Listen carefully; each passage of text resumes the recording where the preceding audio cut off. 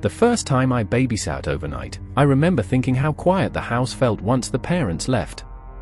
Not peaceful, just empty. Like the air itself was waiting for something to happen. I was 16, eager to prove I could handle it, and the family lived just a few streets away, in a normal 2-story house tucked into a quiet suburban neighborhood. 2 kids. One was 6, the other barely a year old.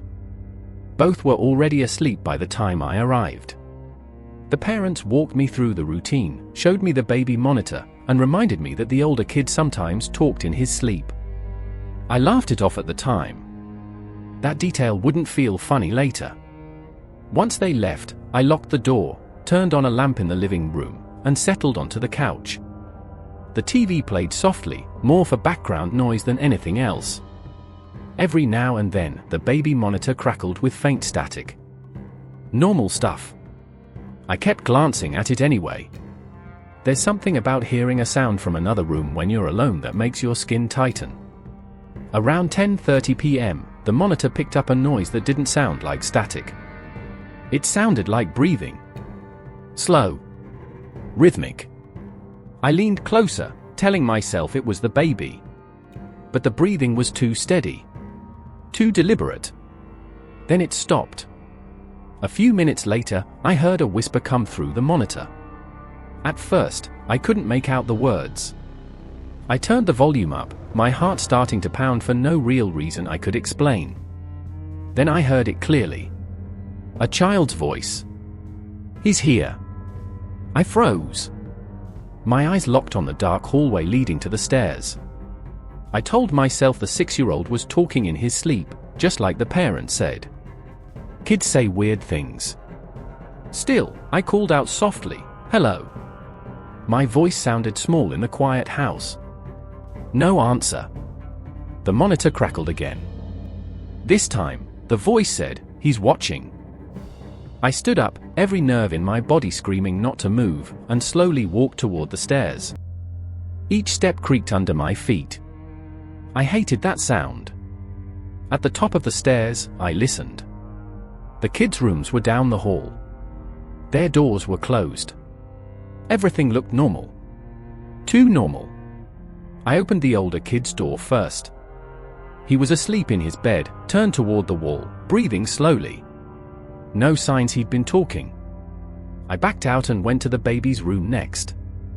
The crib was empty. My stomach dropped so fast it felt like falling. Then I noticed the baby wasn't gone. He was sitting upright in the crib, staring straight at the corner of the room. Not crying. Not moving. Just staring. I whispered his name, trying to sound calm. He didn't look at me. The baby monitor, sitting on the dresser beside me, suddenly crackled again. A different voice came through this time. Not a child's. Low. Quiet. Close. Don't turn around.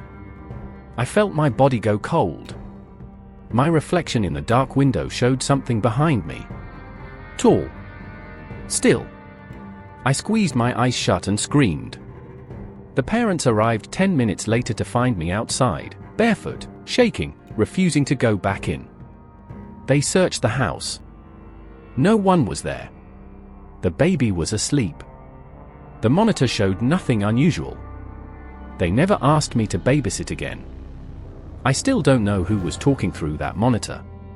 But sometimes, late at night, I swear I can still hear that voice telling me not to turn around.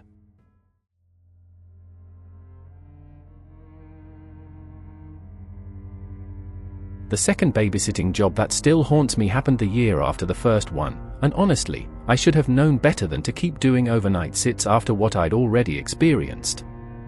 But this family paid well, and they lived in a gated community that felt safe, quiet, almost too perfect. The kind of place where every house looked the same, every lawn was trimmed just right, and nothing ever seemed out of place. I was watching one kid, a 5-year-old boy, and the parents told me I could help myself to anything in the kitchen once he was asleep. They left around 8 p.m., smiling, relaxed, like this was the most normal thing in the world. By 9, the kid was in bed, and I was alone downstairs, scrolling on my phone with the TV muted. The house felt big, but not in a creepy way at first. Just quiet. Around 10:15, I heard a noise from upstairs. Not footsteps exactly, more like something shifting its weight. I told myself it was the kid rolling around in bed.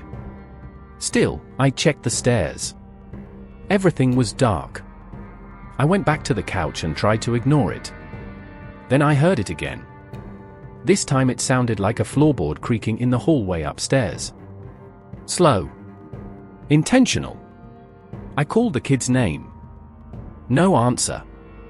I waited, listening, my chest tight, until I finally forced myself to go upstairs. His bedroom door was open. He was asleep, covers kicked halfway off, breathing normally. Nothing else seemed out of place. I remember feeling stupid for being nervous. As I turned to leave, I noticed the bathroom light at the end of the hall was on. I knew for a fact it had been off earlier. I stood there for a moment, staring at it, trying to convince myself maybe I'd just missed it. I walked closer and looked inside. Empty. Mirror fog-free. Sink dry. No sign anyone had been there. But the feeling didn't go away. That heavy pressure in my chest stayed with me when I went back downstairs. Around midnight, the sound came back. This time it was downstairs. A soft thud, like someone shifting their feet on carpet. I sat up straight. The house had an open layout, and from the couch, I could see straight into the dark kitchen. I strained my eyes, trying to see movement, but the shadows stayed still. I told myself it was the fridge cycling on, or the house settling. Then I heard breathing. Not from upstairs. Not from the monitor. From somewhere close. Too close. I stood up slowly, my heart pounding so hard it felt like it might give me away. "Hello?" I whispered. My voice barely carried. The breathing stopped. I didn't want to go into the kitchen, but I also didn't want to sit there wondering. I grabbed my phone, turned on the flashlight, and took a few steps forward. The beam caught the edge of the counter, then the refrigerator, and then something else. A reflection in the stainless steel. A shape that wasn't mine. I spun around so fast I nearly dropped my phone. There was a man standing in the hallway leading to the garage. He was tall, thin, and completely still. I couldn't see his face clearly, just the outline of his body in the low light. I froze. He didn't move toward me. He didn't speak. He just stood there, watching. My brain refused to process what I was seeing. The only thing I could think was, he shouldn't be here. This is a gated community. This is a locked house. I managed to choke out, "Who are you?" His head tilted slightly, like he was considering the question. Then, slowly, he took a step backward and disappeared into the darkness of the garage hallway. I didn't follow him.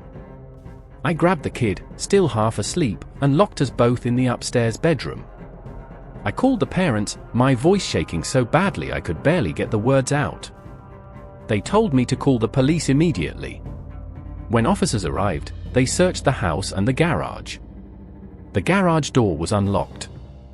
No signs of forced entry. No sign of anyone else. One officer told me maybe someone had wandered in by mistake and left when they realized someone was home. But that explanation never sat right with me. Because when the parents came back, they checked their security footage. There was no record of anyone entering the house that night. No door opening. No motion alerts. And yet, I know what I saw standing in that hallway. I still wonder what would have happened if I hadn't looked up when I did, or if he decided not to step back into the dark.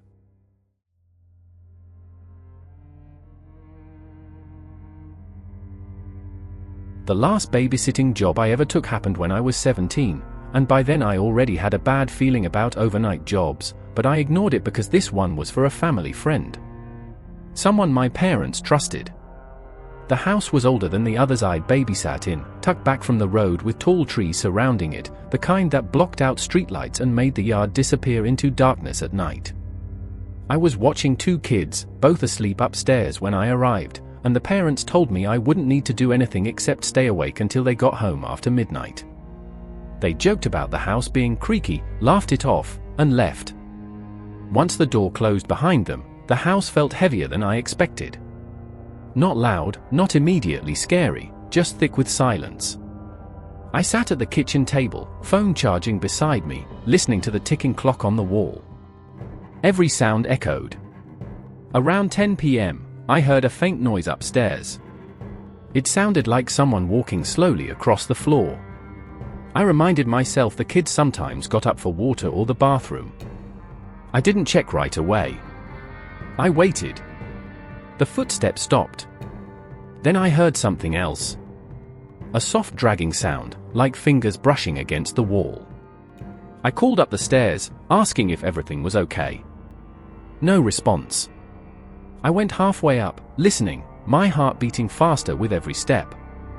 The hallway light was on. Both kids were in their rooms, asleep. Doors closed. No signs of movement. I went back downstairs, annoyed at myself for overreacting. Around 11:30, my phone rang. It was a call from the house's landline number. That confused me immediately. I answered, expecting silence or static. Instead, I heard my own voice breathing on the other end. Not a recording. Not distorted. Just me. Breathing slowly, like someone holding the phone too close. I hung up instantly, my hand shaking. Before I could even process what happened, the phone rang again. Same number. I didn't answer.